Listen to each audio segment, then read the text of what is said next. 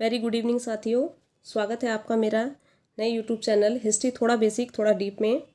अपने पिछले वीडियो में हमने इतिहास के अर्थ परिभाषाएं और इतिहास के जनक हेरोडोटस के बारे में कुछ बातें डिस्कस की थी। आज हम इतिहास के वर्गीकरण के बारे में पढ़ने वाले हैं। तो बेसिकली इतिहास का जो वर्गीकरण है वो 2 पार्ट्स में किया गया है, इंडियन हिस्ट्री और वर्ल्ड हिस्ट्री। इंडियन हिस्ट्री यानी भारत का इतिहास, ठीक है, और दूसरा है आपका वर्ल्ड हिस्ट्री, विश्व का इतिहास। जो विश्व का इतिहास है इसमें इंग्लैंड की क्रांति, फ्रांस की क्रांति, इटली और जर्मनी का एकीकरण, ये सारी चीज़ें हमको पढ़नी है, जिसको हम बाद में स्टार्ट करेंगे। अभी हमने अपनी भारत की सीरीज़ स्टार्ट की है जिसके अंतर्गत हम भारत के इतिहास को देखेंगे। तो जो भारत का इतिहास है उसको भी 3 पार्ट्स में डिवाइड किया गया है, प्राचीन भारत का इतिहास, मध्यकालीन भारत का इतिहास और आधुनिक भारत का इतिहास। प्राचीन भारत के इतिहास की अगर हम बात करें तो इसकी शुरुआत ईसा पूर्व से लेकर 800 ईस्वी तक मानी जाती है, ठीक है, ईसा पूर्व से लेकर 800 ईस्वी। और मध्यकालीन भारत की शुरुआत मानी जाती है 800 ईस्वी से लेकर 1707 ईस्वी। 1707 जब औरंगजेब की मृत्यु हुई थी, उस समय तक का जो कालखंड था वो मध्यकालीन भारत के इतिहास के नाम से जाना जाता है। और अगर बात करें आधुनिक भारत के इतिहास की तो 1707 ईस्वी से लेकर 1947 तक का कालखंड आधुनिक भारत के इतिहास के नाम से जाना जाता है। तो क्या 1947 के बाद का इतिहास हमें नहीं पढ़ना होता है? बिल्कुल पढ़ना है, लेकिन 1947 से बाद का जो इतिहास है उसको स्वतंत्रता के बाद का भारत के रूप में पढ़ेंगे। ठीक हो गया। अगर हम बात करें प्राचीन भारत के इतिहास की तो प्राचीन भारत का इतिहास भी 3 पार्ट्स में डिवाइडेड है, प्रागैतिहासिक काल, आद्य ऐतिहासिक काल और ऐतिहासिक काल।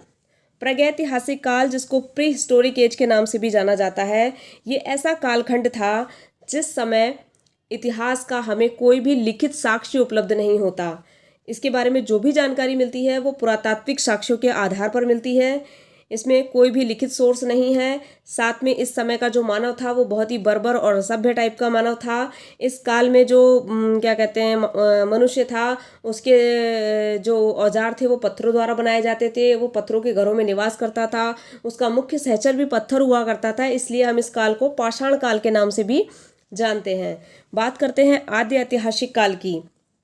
तो आद्य ऐतिहासिक काल में इतिहास लिखा तो गया था, किंतु उस लिपि को आज तक पढ़ा नहीं जा सका, जिसकी वजह से इस काल को हम आद्य ऐतिहासिक काल की श्रेणी में रखते हैं।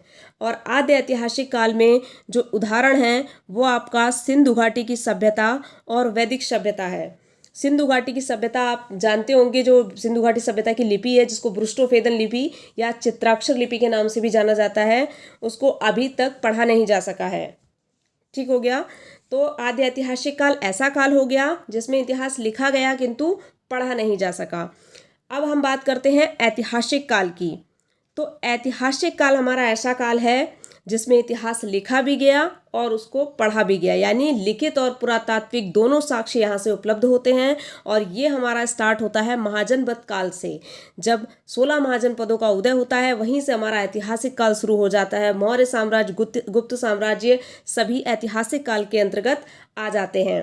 अब हम बात करते हैं, विभिन्न विद्वानों ने प्रागैतिहासिक काल का वर्गीकरण निम्न प्रकार से किया है। तो इन इतिहासकारों के हिसाब से जो वर्गीकरण है उसको हम एक नज़र देख लेते हैं।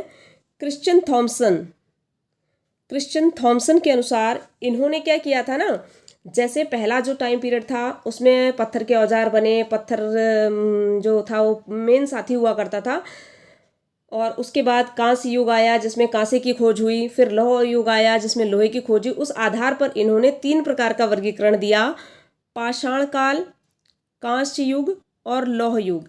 ये क्रिश्चियन थॉमसन के अनुसार दिया गया वर्गीकरण है। उसके बाद आए थे जॉन लुबाक ने अपना वर्गीकरण जो प्रस्तुत किया, उन्होंने 2 भागों में ही बांटा, पूरा पाषाण काल और नव पाषाण काल। इन्होंने मध्य पाषाण काल को समाप्त कर दिया। इन्होंने कहा केवल 2 ही प्रकार हैं, पूरा पाषाण काल और नव पाषाण काल। फिर हम बात करते हैं एडवर्ड लारटेट की। एडवर्ड लारटेट के अनुसार इन्होंने पूरा पाषाण काल का वर्गीकरण किया 3 भागों में। इन्होंने पूरा पाषाण काल का वर्गीकरण किया है, पाषाण काल का नहीं, पूरा पाषाण काल का। तो पूर्व पाषाण काल या निम्न पुरा पाषाण काल इसे कह सकते हैं। दूसरा मध्य पुरा पाषाण काल और तीसरा है उच्च पुरा पाषाण काल। हम इन सभी पाषाण कालों को एक एक करके डिटेल में देखेंगे, क्योंकि यहाँ से क्वेश्चन हमेशा पूछे जाते हैं। ये सारे टॉपिक बड़े इंपॉर्टेंट हैं। अभी सिर्फ हमने किस इतिहासकार ने क्या वर्गीकरण किया है उसको जाना है। अब हम आगे देखते हैं कि प्रागैतिहासिक काल का या पाषाण काल का सर्वमान्य जो वर्गीकरण है जिसको आज हम पढ़ते हैं वो क्या है। तो बेसिकली ये 3 भागों में बटा हुआ है, आप देख सकते हैं। पुरा पाषाण काल पहला वर्गीकरण है, पुरा पाषाण काल। दूसरा है आपका मध्य पाषाण काल। तीसरा है आपका नव पाषाण काल। ठीक हो गया, पुरा पाषाण काल, मध्य पाषाण काल और नव पाषाण काल। फिर पुरा पाषाण काल जो है इसको भी हम 3 भागों में बांटते हैं, जो अभी हमने बताया था आपको, लार्टेट ने बांटा भी है 3 भागों में, वही हम यहाँ पढ़ते हैं। तो ये 3 भागों में बटा हुआ है, निम्न पुरा पाषाण काल, मध्य पुरा पाषाण काल और उच्च पुरा पाषाण काल। इन सभी कालखंडों की अपनी अपनी विशेषताएं हैं जिसको हम डिटेल से पढ़ेंगे। फिर हम आगे देखते हैं प्रागैतिहासिक काल के बारे में कुछ और तथ्य जो रह गए हैं। तो प्रागैतिहासिक कालखंड जो है इसका टाइम पीरियड आपको बता दूं मैं, 25 लाख ईसा पूर्व से स्टार्ट होता है और 3000 ईसा पूर्व तक इसका कालखंड रहता है। ये बहुत ही लंबा कालखंड है, बहुत ही लंबा टाइम पीरियड था इतिहास का, बहुत ही लंबा टाइम पीरियड है। यहाँ से आपका क्वेश्चन भी पूछा जा सकता है कि सबसे लंबा कालखंड कौन सा है।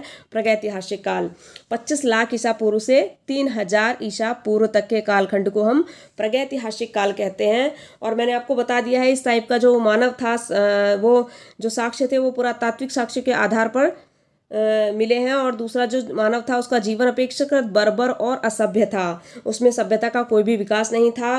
पुरातात्विक साक्ष्यों के आधार पर इसका जो उल्लेख मिलता है उसी आधार पर हम इसको पुरातात्विक साक्ष्यों पर आधारित काल भी कहते हैं, पुरातात्विक साक्ष्यों पर आधारित काल भी कहते हैं। साथ में जो युग था ये पूरी तरह पत्थरों पर आधारित युग था, पत्थर के औजार, पत्थर के घर और साथ में मुख्य सहचर भी पत्थर, तो इसलिए इसे पाषाण काल के नाम से भी जानते हैं, जो मैं आपको पहले भी बता चुकी हूँ। अब इसमें 2 इम्पॉर्टेंट फैक्ट हैं, इनको आप नोट कर लीजिएगा। रॉबर्ट ब्रूस फुट, ये बहुत ही इम्पॉर्टेंट हैं।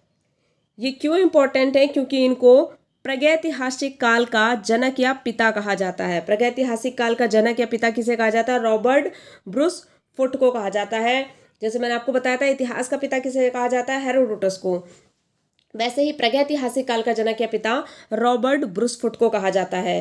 फिर एक और अंग्रेज वैज्ञानिक हैं जिनका नाम है प्राइमरोज, डॉक्टर प्राइमरोज। इन्होंने 1842 ईस्वी में कर्नाटक के लिंगसुगुर नामक स्थान पर प्रागैतिहासिक औजारों की खोज की थी।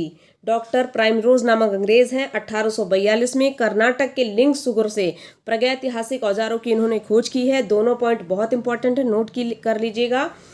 और क्या कहते हैं, मैं अपनी वीडियो को यहीं समाप्त करती हूँ। धन्यवाद। वीडियो अच्छी लगी हो तो please like, share and subscribe कीजिएगा। मिलते हैं अपनी नेक्स्ट वीडियो में।